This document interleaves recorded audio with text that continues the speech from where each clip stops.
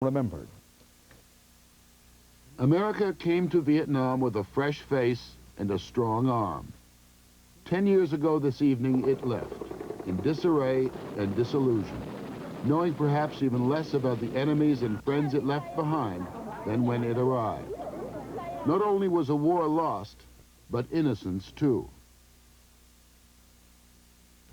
Young man who'd been in the first cab, he said, "Before I went to Vietnam, I believed in Jesus Christ and John Wayne, and in Vietnam, both went down the tubes."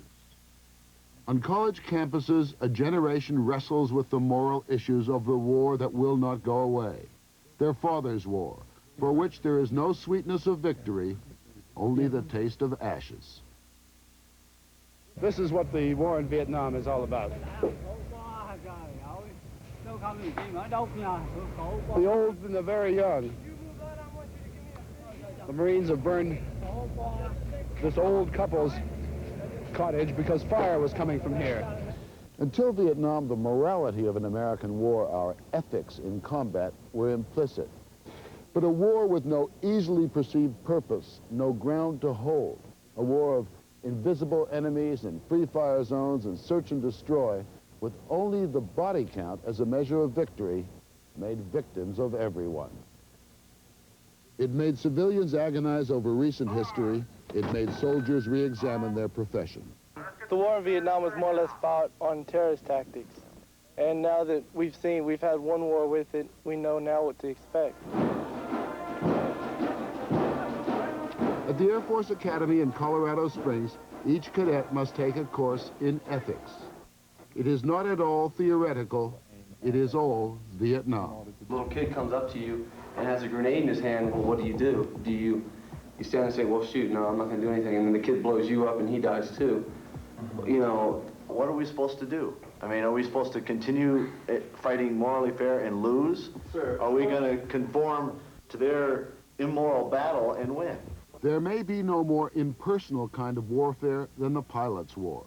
A man's moral code may be real, but the targets are abstractions. Coordinates on a map become pop art patterns on a green canvas. This generation of pilots is being forced to face the ground effect. We know what we're doing down there, even if we don't actually see it. War is an ugly thing, but not the ugliest of things. And you have to decide that there's things that you're willing to fight for.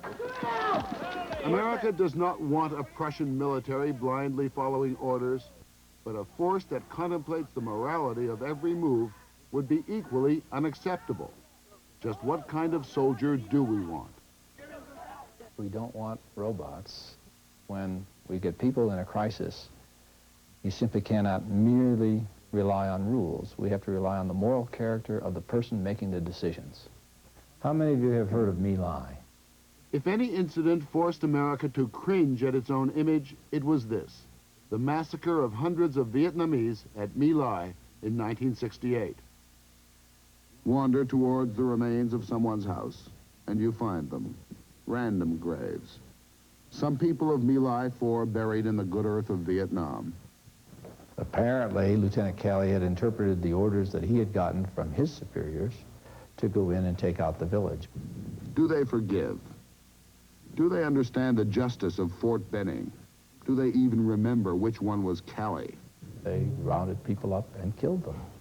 Women, children, old men, babies. By day, there is more life than death in My Lai 4. At night, My Lai 4 is given back to the dead.